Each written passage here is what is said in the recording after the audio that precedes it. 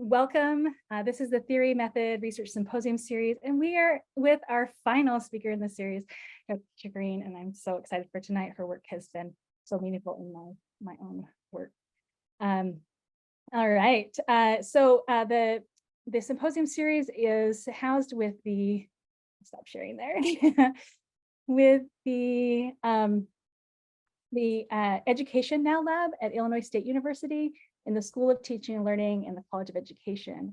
And we're a community engaged research practice lab that engages in and produces a range of public, academic, and new media scholarship with and alongside community members as we work toward more just educational futures. And the lab has been in a very slow launch since 2020 as we tried to be in response to the needs with community members that we have around us. So we're hosting this series as part of a course called Conceptual Understandings in Education Research. And we will be sharing our takeaways through social media throughout the semester at EDU Now Lab, EduNow Lab, on both Twitter and Instagram. And I'll drop those in the chat if you want them. You can also use the hashtag Theory Method. And you could tag EDU Now Lab if you're wanting to continue the conversation in different spaces. And you can follow us there to find out more about this series. And so with that, I'm going to turn over to one of our class and lab participants to provide a land and water acknowledgement, and then we'll have an introduction to our speaker. Thank you very much for joining us, and I can't wait to see who's here in the chat as we turn the time over.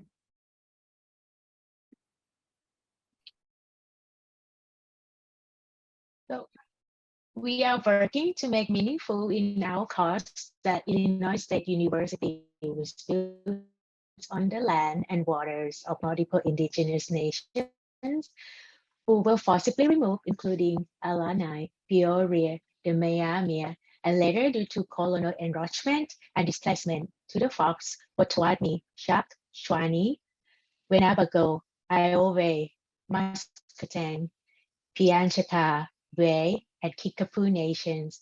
We also honor the indigenous people who may have excluded due to historical erasure and inaccuracy. Okay. I am going to do our introduction for our speaker tonight. So Dr. Keisha Green is a community engaged scholar and critical teacher educator with research interests in English education, youth literacy practices, critical literacy, and critical pedagogy. Dr. Green currently serves as an associate professor of teacher education and curriculum studies at UMass Amherst College of Education, where she is the co-founder and co-director of the Center of Racial Justice and Youth Engaged Research. Dr. Green is also a co-editor of the highly acclaimed Journal of Equity and Excellence in Education. It is a visionary editorship pushing academia toward more critical public engaged scholarship. So everyone, welcome our speaker for this evening, Dr. Keisha Green. Thank you so much, Ashley. I appreciate it. Oh, wow, the spotlight. I might have to turn that screen off.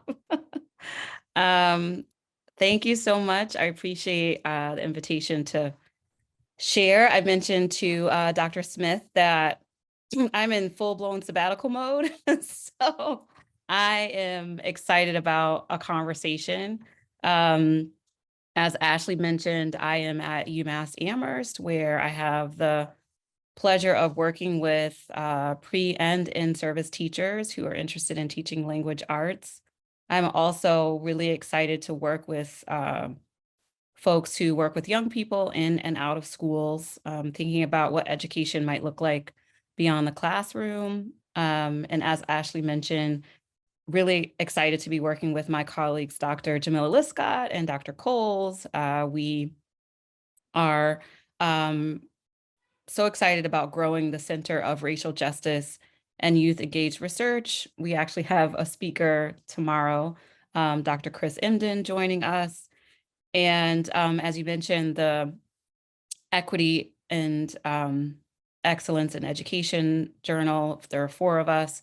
So the three of us that I mentioned, and then also Dr. Esther Ojito. And so last night we just had a webinar, and the exciting part about that is our attempt to, as Dr. Smith mentioned, extend the conversations. And so the webinars allow us to celebrate the issues coming out and invite our authors and contributors to come together and talk about the articles, and also just thinking about how we're pushing our thinking and our praxis. And so each time I'm always more engaged than I thought I would be.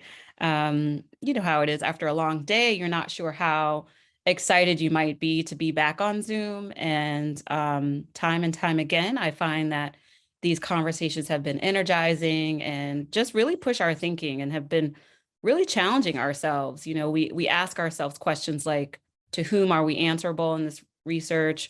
We also ask ourselves how in academic spaces and in scholarship, our journals in particular, how we might be reifying the very practices, ideologies that we are, you know, attempting to refuse. And so I have really appreciated these moments. The webinars have been so exciting and engaging.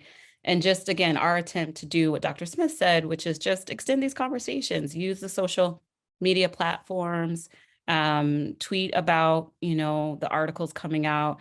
And we also want to make sure that community organizations are getting a hold of the work. Dr. Coles has really been at the forefront of our covers. And so if you've seen our journal, you'll know that each issue is its own vibrant coffee table / just work of art.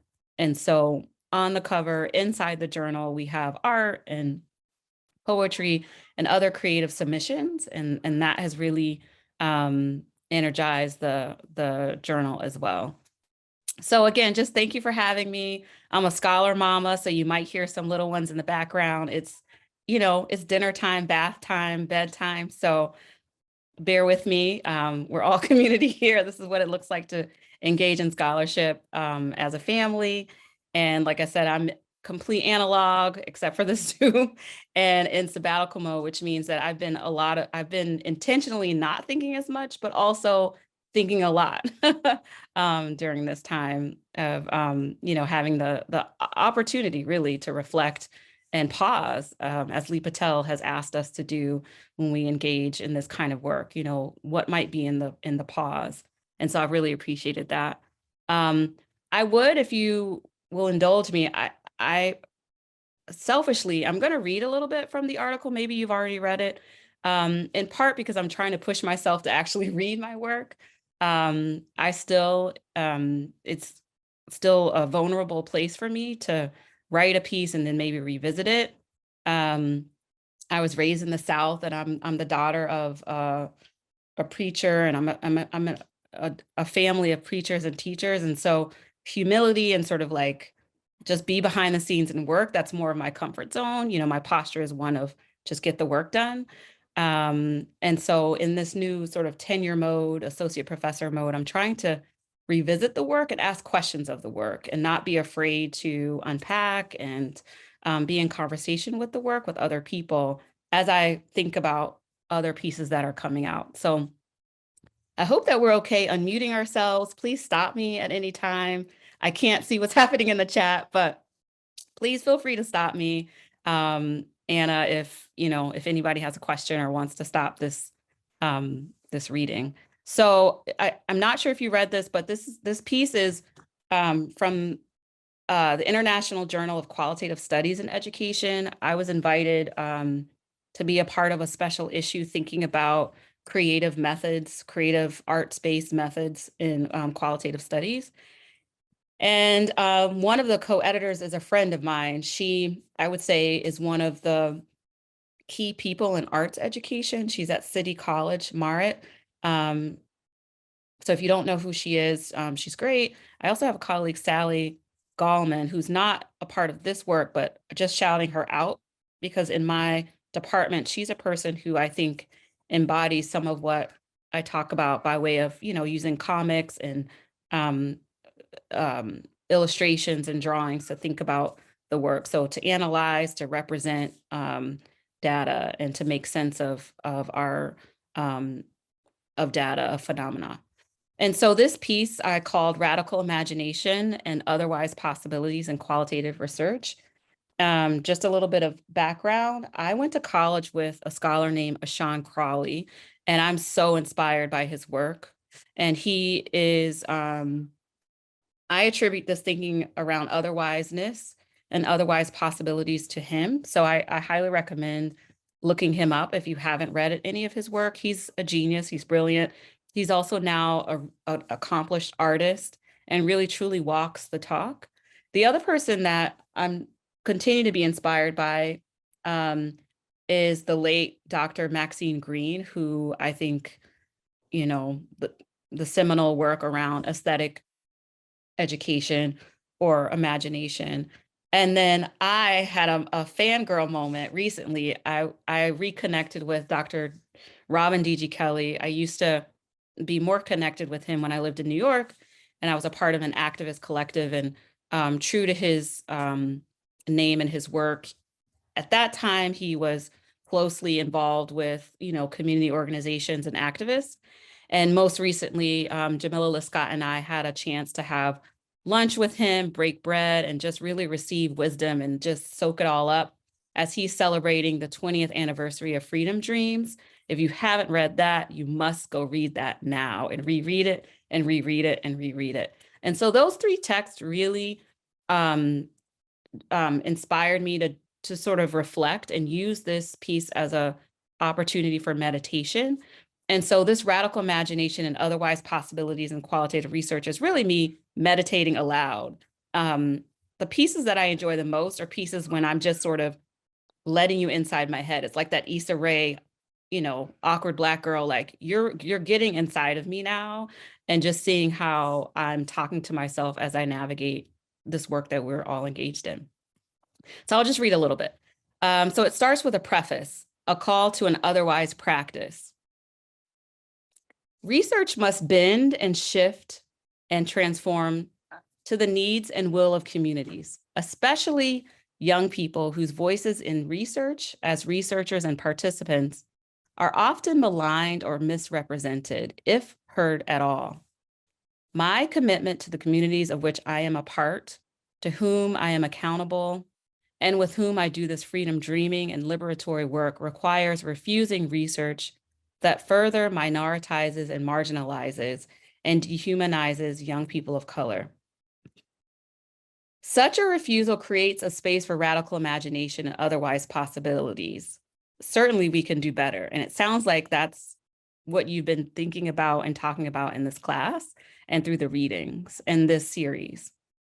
My refusal of conventional research methods is bound to a desire for more nuanced and culturally connected and humanizing ways to achieve what scholar and artist, and please tell me if I'm saying his name right, but I think it's Nick Suanis, who names as, he calls this an unflattening of our approaches. So if you don't know him, he's sort of known for writing this graphic novel as his dissertation, and you can check out his website.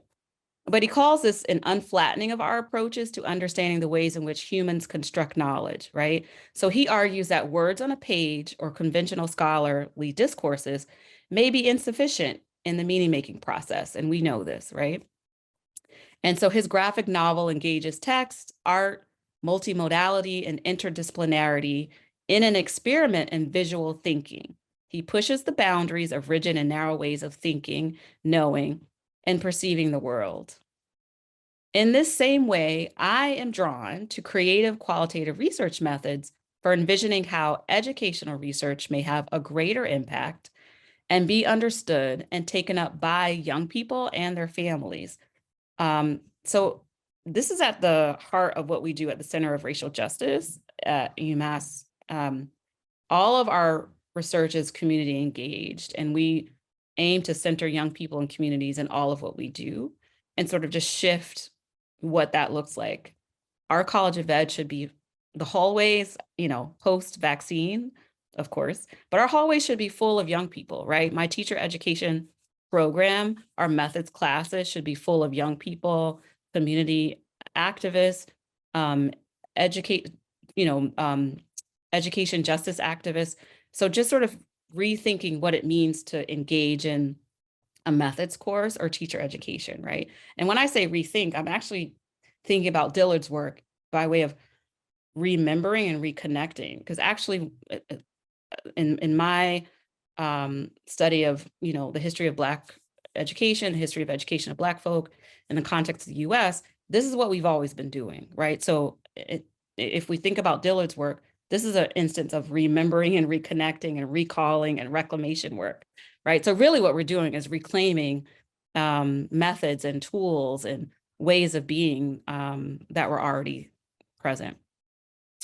And so I'm drawn to this kind of creative qualitative research methods for envisioning how we do educational research. For example, if our goal as community engaged scholars, activists, scholar, artists is transformation and liberation of marginalized and minoritized peoples, then our representations of data must be accessible. Our work may have greater impact through collaborative and creative arts-based methods. I am calling for educational researchers, scholars, and practitioners toward an otherwise way of subverting traditional academic paradigms to find the complex corners and nuanced intersections that respect and celebrate the multidimensional narratives of communities of color, and bring some meaning into how the data is processed and held accountable, not only within the academy, but by participants themselves. Here, though, is a caveat. As a qualitative researcher, I recognize the inherent tensions, right? We feel these tensions found in working in an institution attempting to write for an academic audience while also engaging work alongside youth for whom research has not worked. And I'm talking about more positivist approaches to research, of course. Moreover, publishing scholarly journal articles for researchers working collaboratively and creatively with youth in and around social justice practices is insufficient, just publishing our research articles, because academic research tends to malign participants and researchers. In the academy, community engaged scholars, particularly tenure track or career faculty, regularly contend with occupying a liminal space. We work betwixt conformity and resistance to the genre and form of social science research. Similarly, and perhaps to an even greater degree, doctoral students developing a critical scholar identity may struggle to disrupt the constraints of producing a traditional dissertation as a demonstration of their ability to conduct research and analyze data. Thus, this article argues for the academy opening up to an otherwise qualitative methods as an occasion for escape from form itself in order to present various multiple ways. And this is, again, from Crawley, love him. So otherwise, ways to collect and re-present data so that young scholars and the academy might meet up in more inclusive and creative spaces. So I just go on to say that the article is a conceptual paper. It's a meditation, right?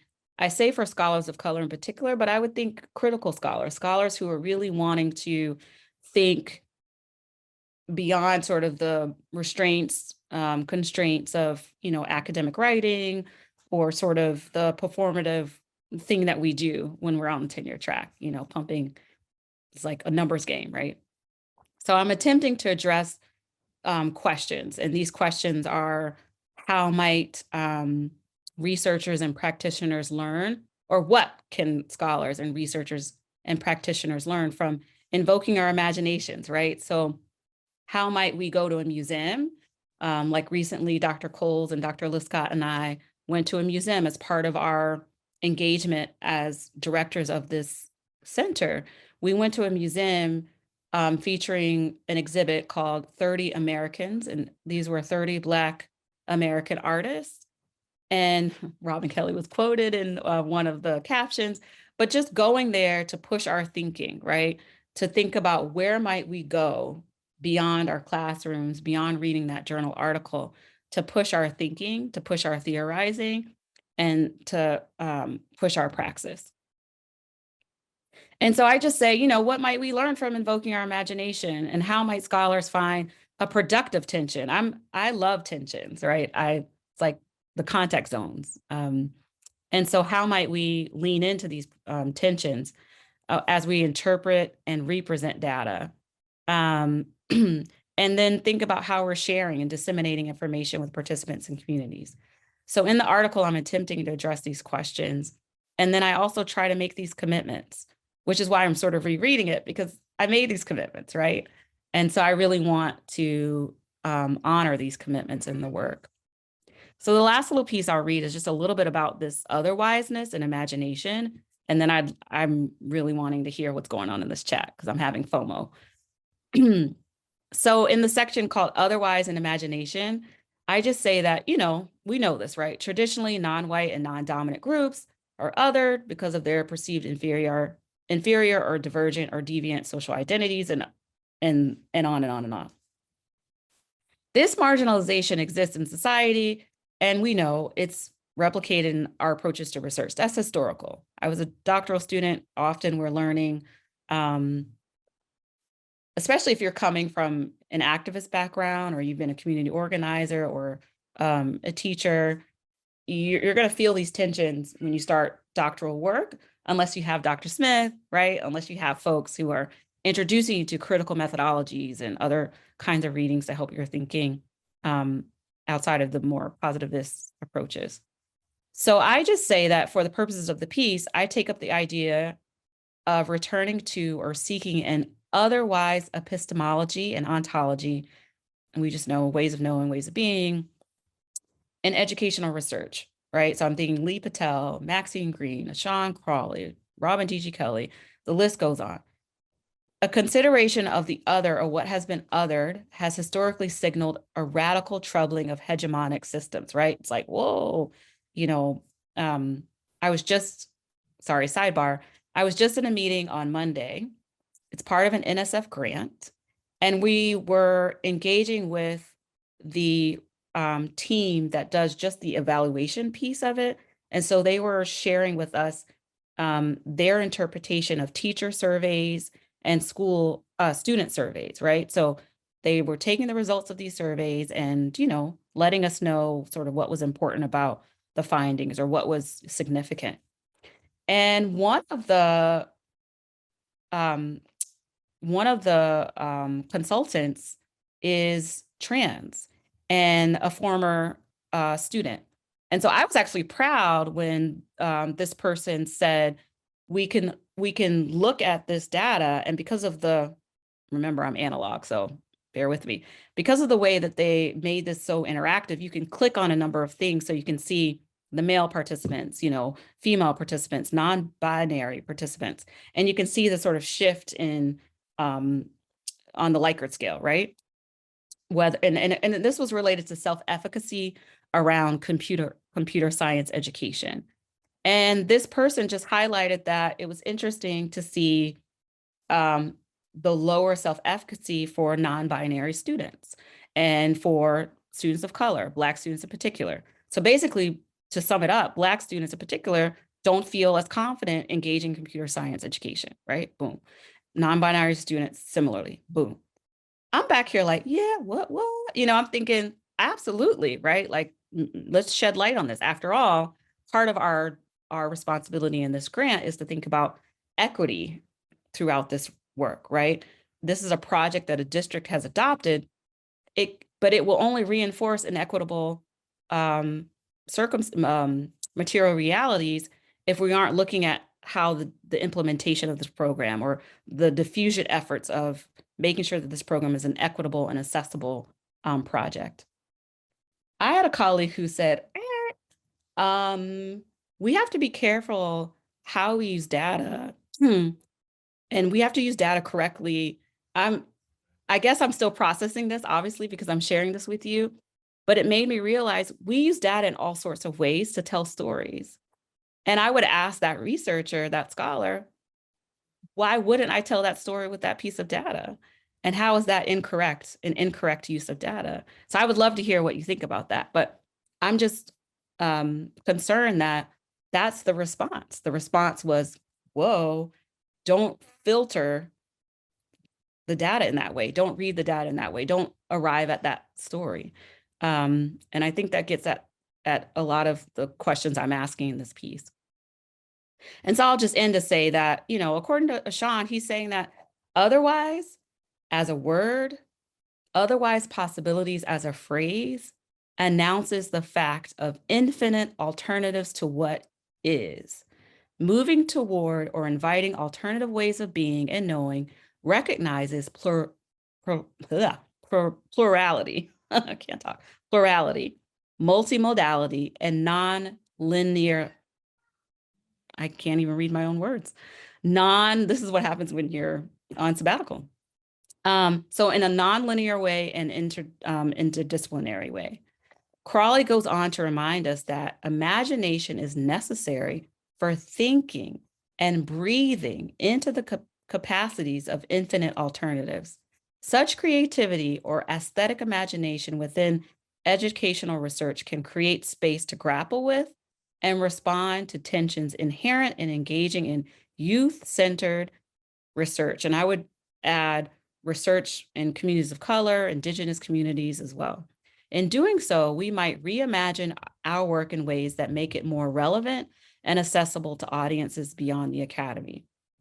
And so I just go on in the piece to provide some vignettes from different research projects to sort of illuminate what I'm talking about and the kinds of commitments I'm aiming to make. I talk about double Dutch methodology, which is my way of troubling what we know and what we know about participant observation and how we might approach participant observation. So I just talk about that. And then I just sort of leave it as a commitment to myself and a challenge to myself and others to keep thinking and pushing the boundaries and to keep visioning out and imagining out ways that we might be more accountable, the ways that we might represent data. If our ultimate goal, as Bell Hooks says, is to provide space for radical transformation, for transgression, for liberatory praxis. So thanks for listening to me just sort of ramble and think through this piece. And I hope that maybe that's a launching pad for some juicy questions and conversation. I definitely think so. So we're going to have both the chat continue. There's a lot of resource sharing in the chat, if you're one, and then also great responses from everyone.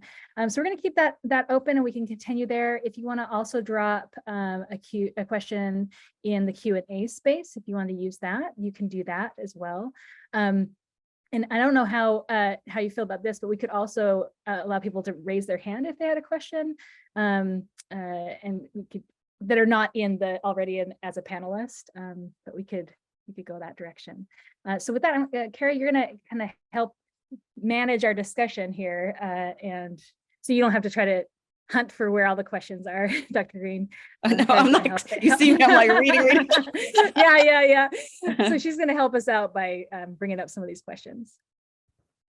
Yes, so Miso has asked if at some point you could share more about the webinar series you mentioned at the beginning of tonight's talk. So I don't know if you want to drop more information in the chat or if it's something that could be shared out with Dr. Smith. Yeah, I can. I know Dr. Smith also shared some links early on, but it sounds like Miso maybe just wants you to talk a little bit more about that webinar series. Yeah. So the simple part is we do have social media platforms. I think I'm newer to Twitter, but we're on Twitter, we're on IG and Facebook. And so when you look up the journal, you'll see basically whenever an issue comes out, we have a webinar. And it's actually kitchen table talk is what we call it. And the idea is that we invite all the contributors. They aren't always present, right? Scheduling. But it's been really fascinating. So we invite the contributors for that issue to join us for a conversation, and we call it a kitchen table talk. And that's a reference to Black feminist theory and thinking about how we pull up and sort of, Dr.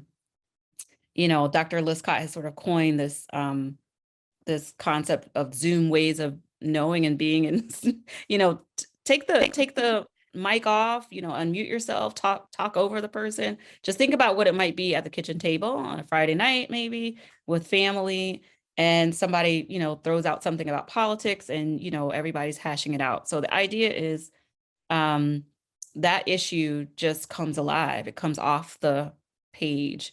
And our issues now include a kitchen table conversation. And that conversation typically is a conversation with scholars. We've had community members, and they are moderated and then edited by doctoral students. So we have doctoral students who are apprentices from across the country, not just from UMass. And they, if they feel drawn to a particular topic, then we invite them to connect with senior scholars, junior scholars, community activists.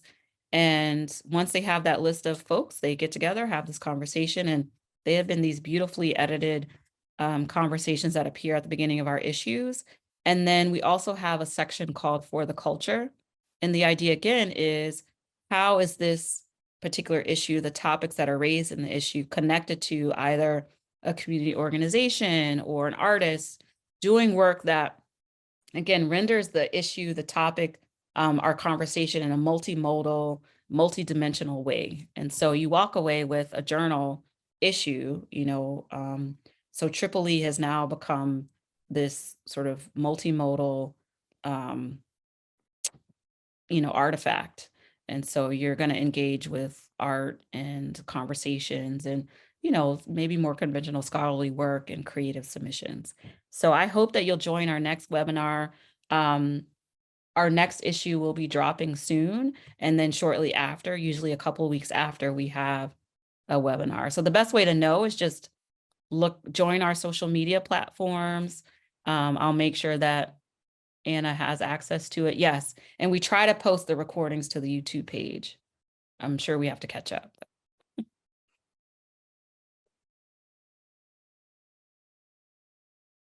There was another question from Sarita that Dr. Smith posted a resource from our last speaker, Dr. Fong, but it's in regards to sharing authors or books that center justice in their use of statistics. So I don't know if that is also something that can be found through that Triple E journal.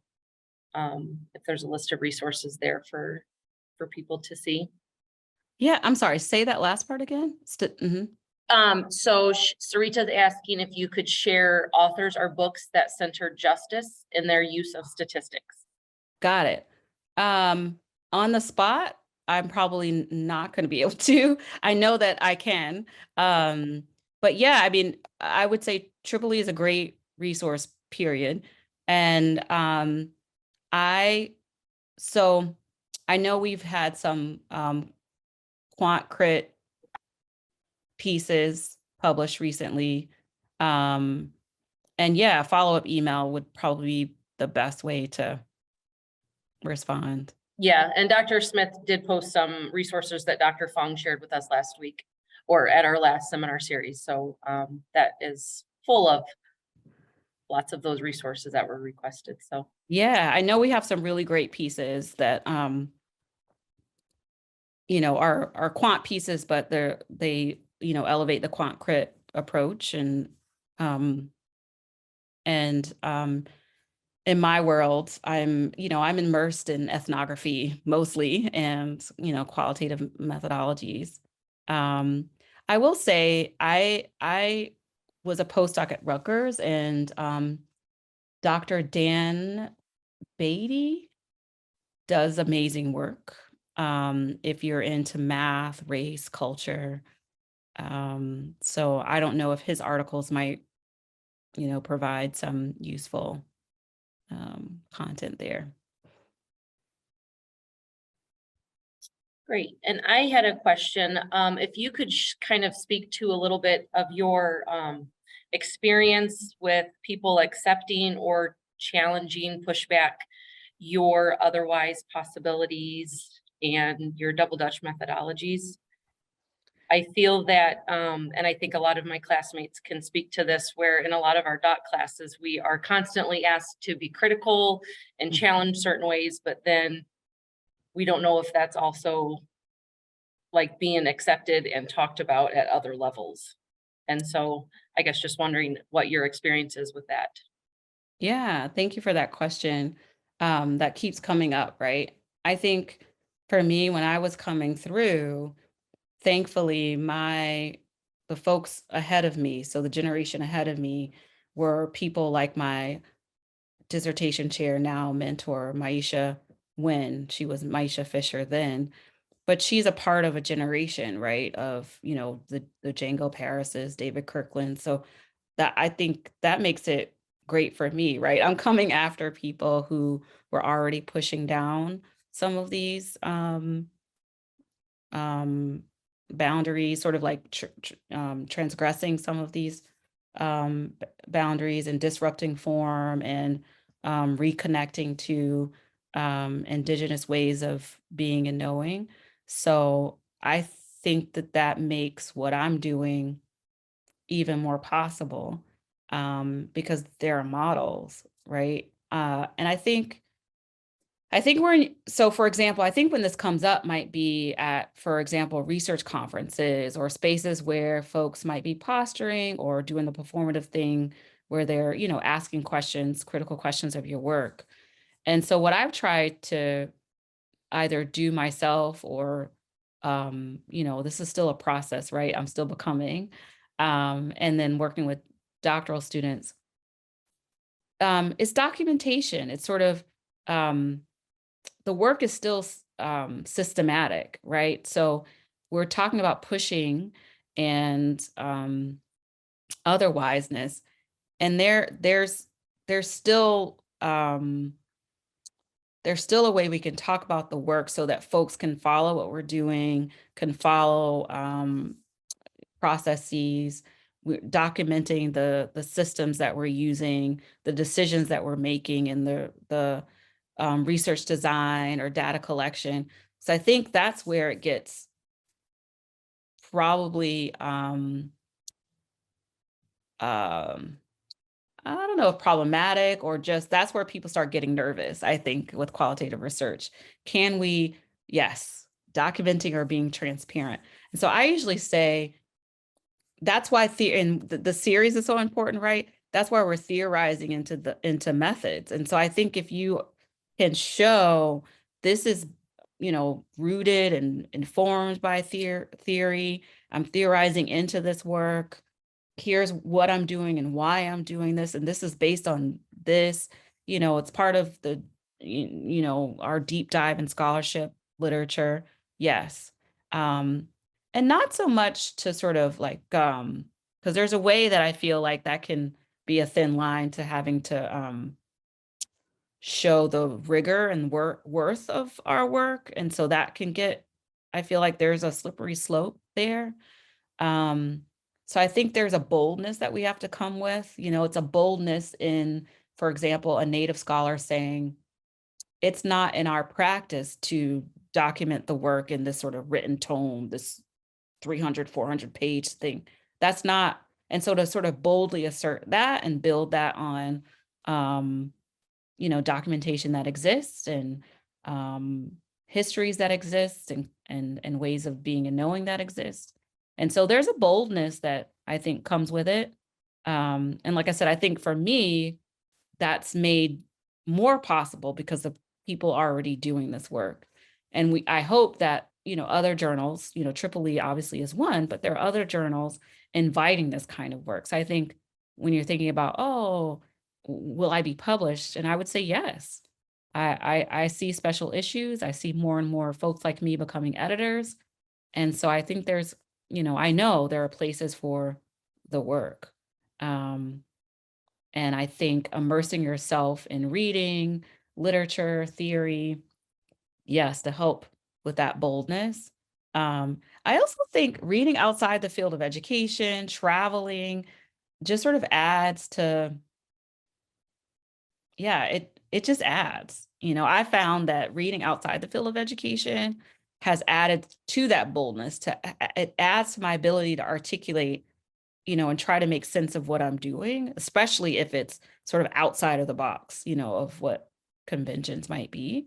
So I think the more we do that, that also helps, because it's like, hey, you know, they might be ahead, you know, in other fields and you know, in other disciplines, in ways that they're, you know, accomplishing what we're attempting to in the field of education. Great, thank you. Mhm. Yes, and like another participant said, that the use of boldness, I think, is what's key to Yeah. that.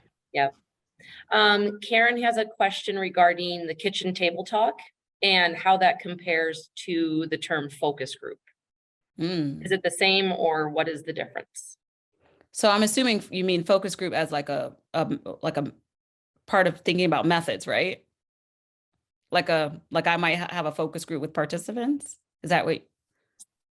Because Traditional the method, yes. kitchen table talk for us is and so the disruption there might mean, you know, typically you like here, right? Most of us have our mics muted. We're sort of taking turns, you know, we're sort of politely waiting to be called on. And we're saying, and we don't get this right.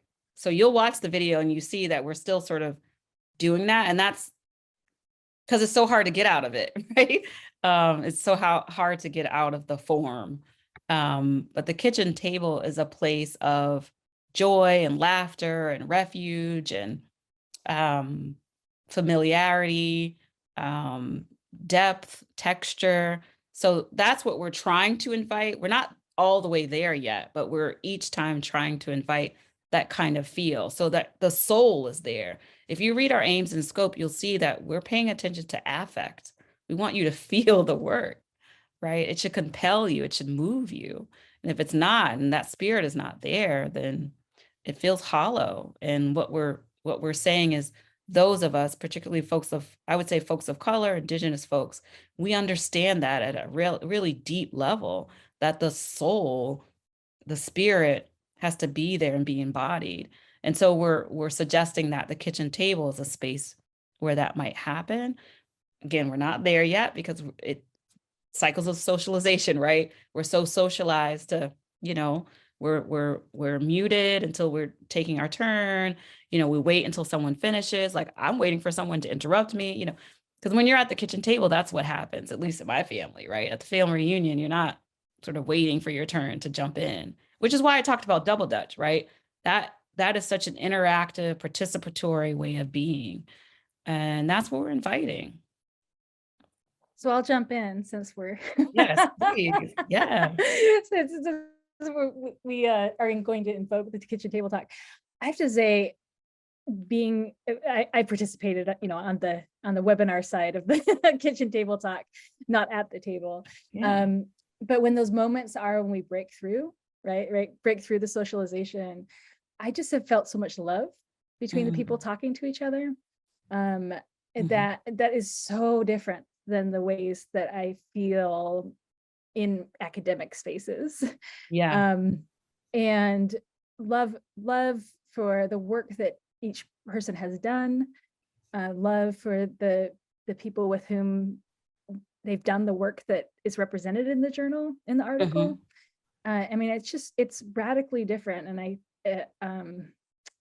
in terms of the tone, I don't know. Have you felt that, or?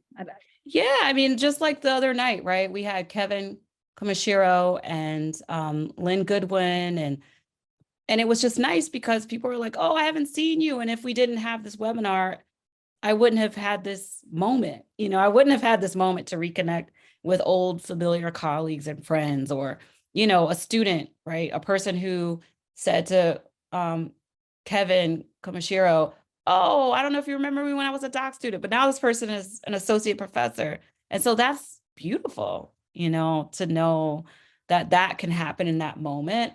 And we're still, you know, it's still intellectual, it's still about the issue. You know, all these things are happening, which makes me think, I just read the question that's talking about the focus groups from Karen. I don't know if you're a Black woman, but so for example, because I'm hearing in that question, you know, it seems like you're interested in that vibe, right? And so I'm thinking about Tracy Ellis Ross, right? she has this series now called Hair Stories, I think. Check me on that. I don't know. But there's a series where she interviews people like Oprah or Issa Rae about their hair journeys. But as she's interviewing them, they cut to clips. Definitely am. They cut to clips of Black women in the hair salon. And to me, that hair salon is like the kitchen table. And that's also research, right? They're engaging in this dialogue about the journeys and histories of their hair and how, all of these. So the questions that are coming up in the interview are also sort of in the background for the women at the salon. And so if I were using that as a method, right? So it sounds like you're in STEM and sort of thinking about your research design and thinking about this as a method, that would be awesome, right? I'm making this up, but what would that look like for Black women in STEM in a conversation about maybe you have a set of guiding questions, but then you let it go.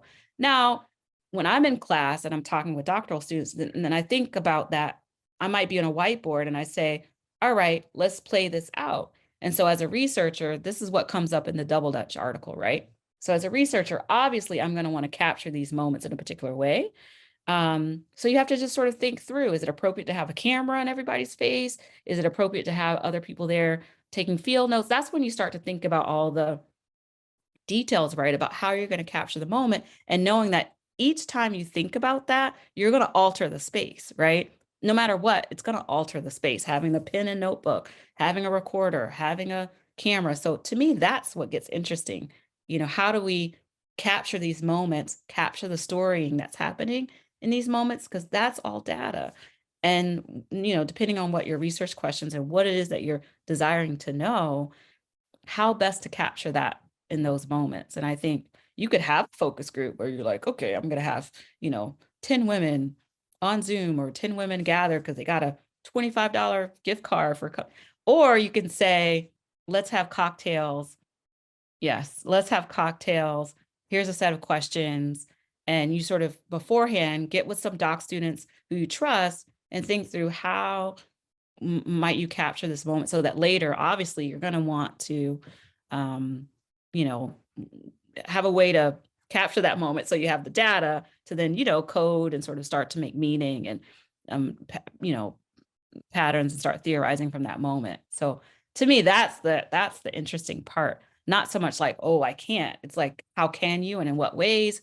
And how is that going to trigger this or that, or, shift the space?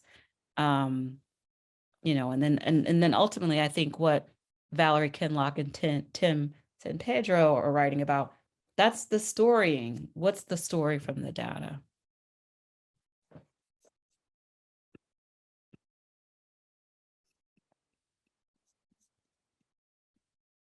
I love the chat is turned on. know, just like- it started to turn on fire here. So that's good. That's great.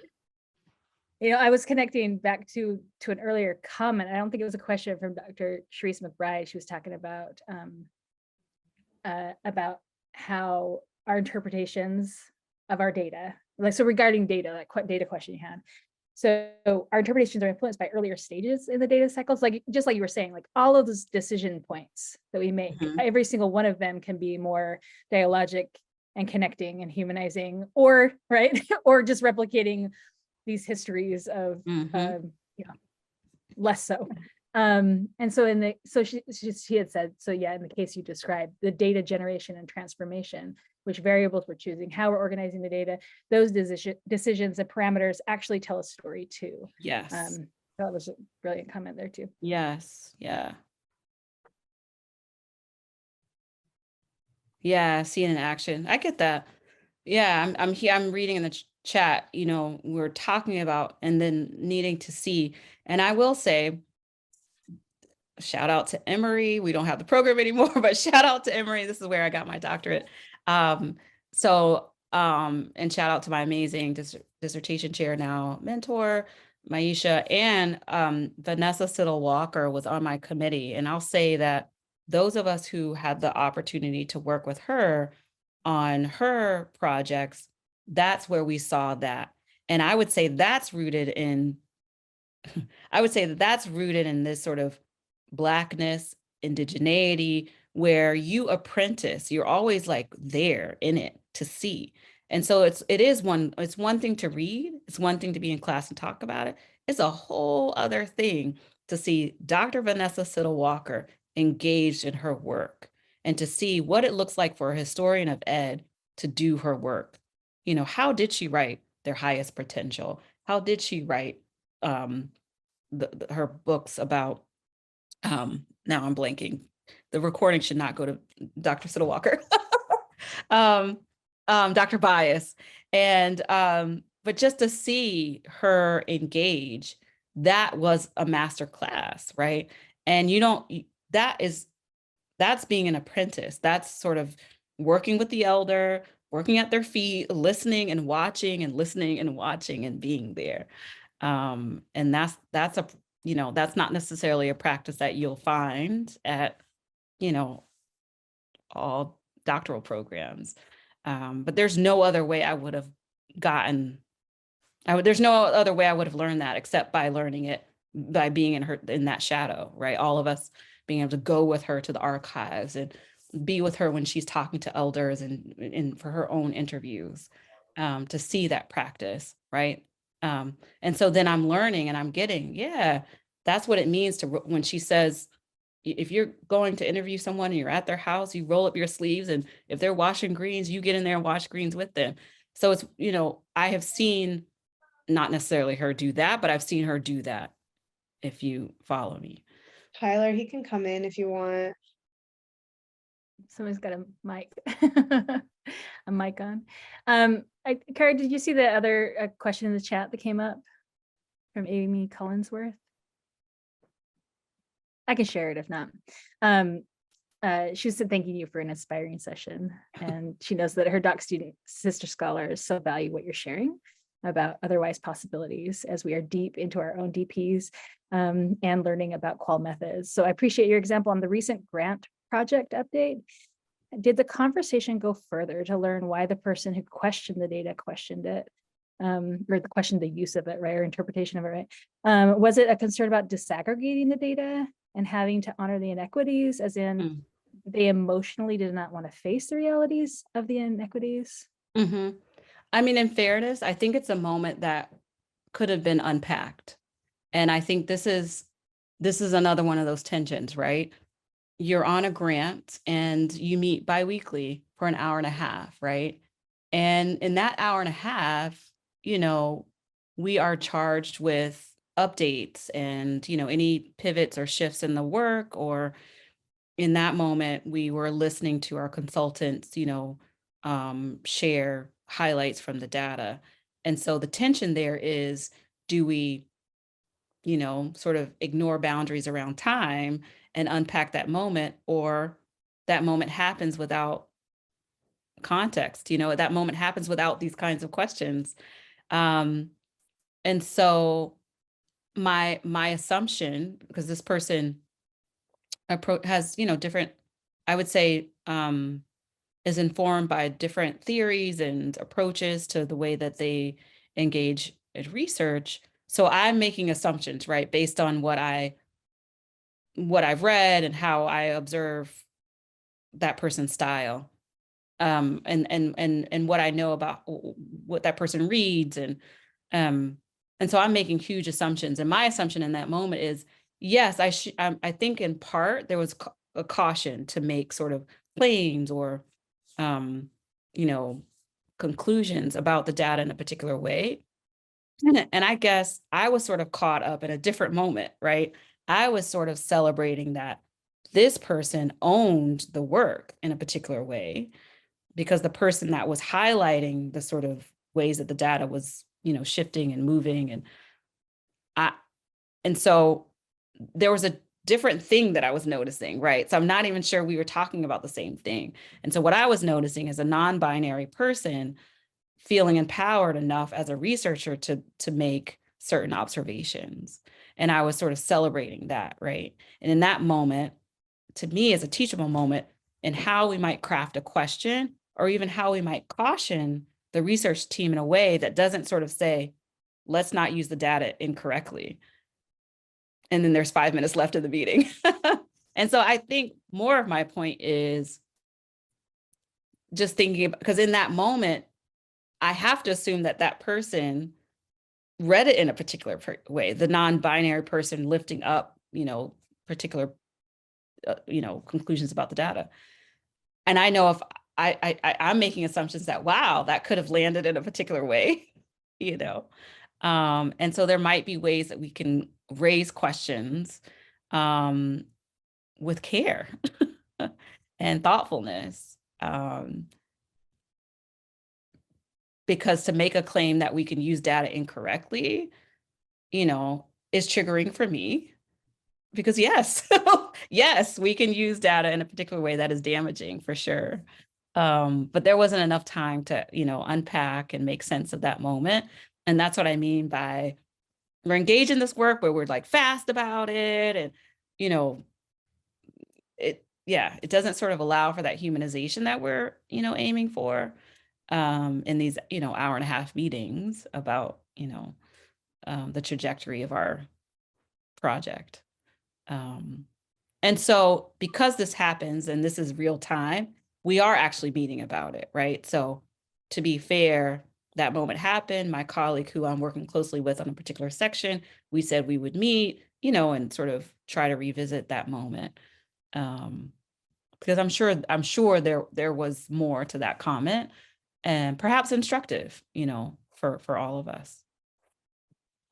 Hi, Dr. Green, it's Wanda Turk. Following up on that, some more about data, Chrisanna, if I'm misunderstanding your message, please type some more in the chat. But she wrote, here's a thought from PF Ellen regarding ethnographic research. Do we call them data or records as we write records into data? I'm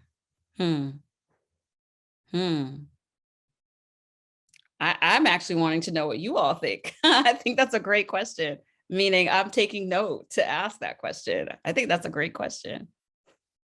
It makes me think, like, for example, in this article, I say human script, and I'm playing with it because I read that from another scholar, and I thought, yeah, because we keep saying manuscript. It's the same thing where I've seen, folks are changing and shifting language to say instead of mentor, femtor. So in that way, I think it's right and necessary for us to rethink language because language is so important. And language can be used, obviously. I'm thinking even about something someone wrote about Robin D.G. Kelley that, in some ways there's I'll just read it. Or maybe I won't, but just the idea that language can be misused or language can be, obviously a way of empowerment and naming and reclamation. So I love that question. What's coming of that question? Because I'm assuming that question's been asked. So what's coming up for folk? Mm-hmm.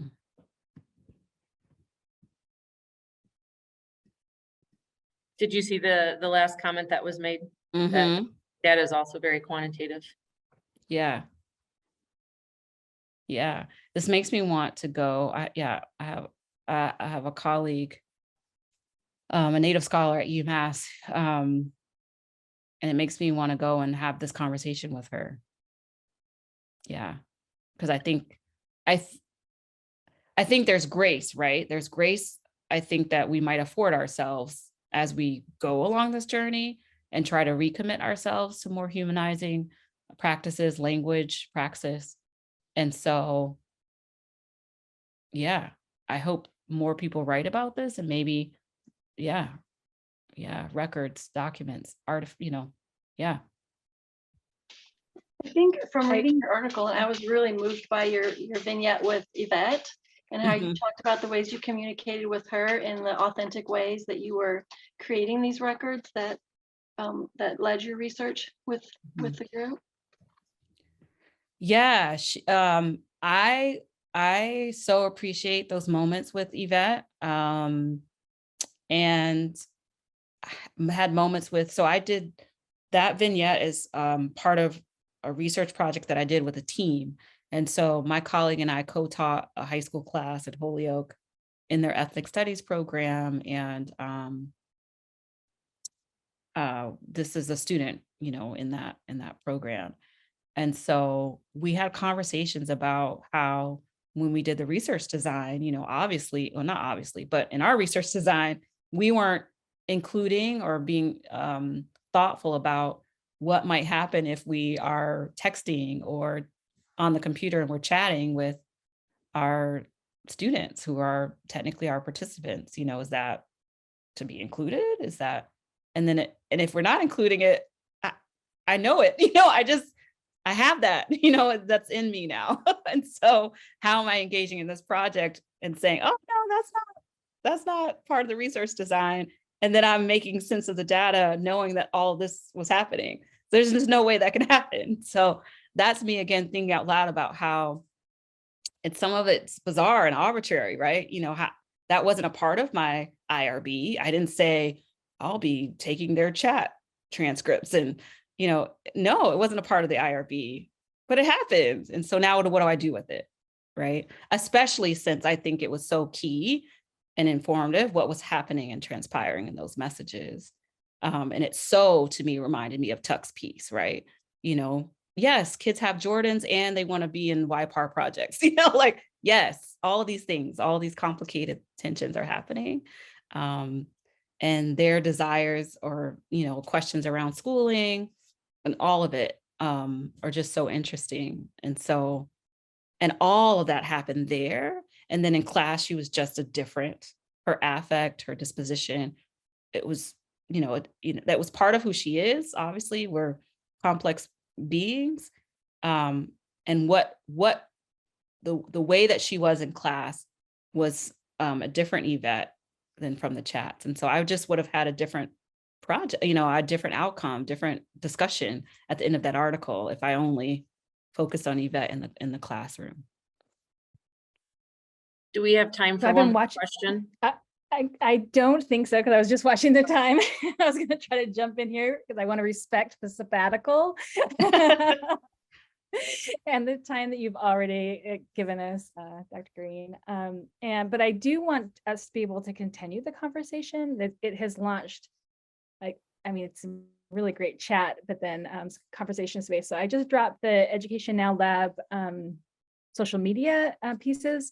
We will be doing some reflecting as a group and posting on those accounts here coming up. And then we will, and we can continue these conversations in that way. That's one way.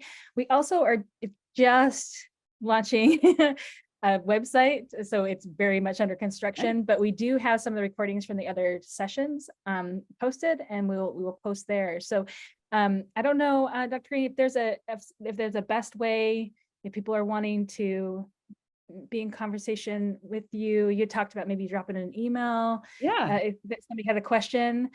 We put in the links for the center. And then when we share the video, we will also, let's see, we'll try to share out some of these resources. So when we share the video on our site, we'll put in the center, the equity and excellence in education journal, and all of those, the YouTube channel with the kitchen table talks. Yeah. But please let me know if there's anything else that we can add there, or if anyone who is participating wants to needs anything. Just let us know. Yeah, no, thank you. I love these kinds of conversations. I'm pushed. I'm going to be thinking a lot about that question around data and records. So I really appreciate that. And that's what this is all about, right? We're pushing each other. We're, continuing to recommit to this work and humanizing accountable ways. And I'm just grateful. I'm grateful for the invitation, and thank you so much for thinking of me, and please be in touch. Feel free to email me, and I hope that you check out the journal and reach out, check out the center. I think, I don't know if it was dropped in the chat, but the center has a website. Feel free to check us out. And yeah, thank you. Before you log off, feel the love in the in the chat.